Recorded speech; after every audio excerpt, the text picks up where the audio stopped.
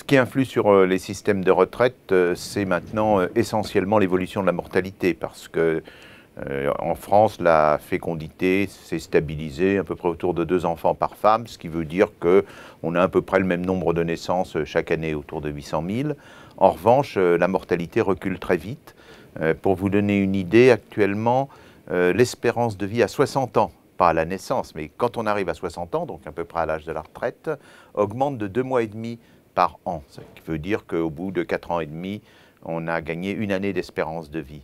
Donc ça compromet entièrement l'équilibre entre les cotisants qui, eux, ont entre à peu près 18 et 60 ans, et puis les pensionnés qui ont plus de 60 ans et qui sont de plus en plus nombreux. Donc de ce point de vue-là, la démographie joue un rôle très important sur l'équilibre ou sur les paramètres du système de retraite.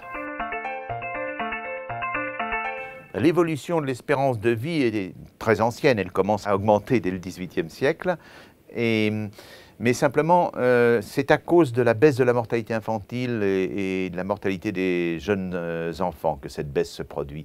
Et pour les personnes âgées, la baisse est beaucoup plus récente. Par exemple, les hommes vont garder la même mortalité entre le début du XIXe siècle et la fin de la Seconde Guerre mondiale.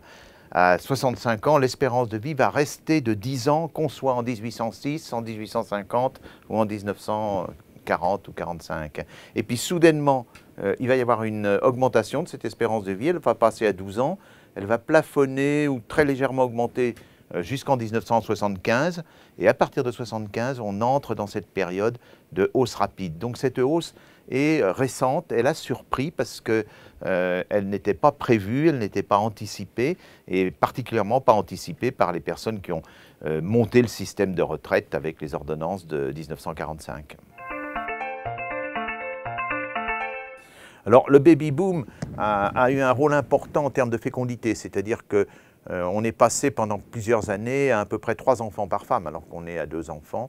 Mais dans les effectifs, ça a gonflé un petit peu les générations. Donc il y a eu une sorte de vague démographique.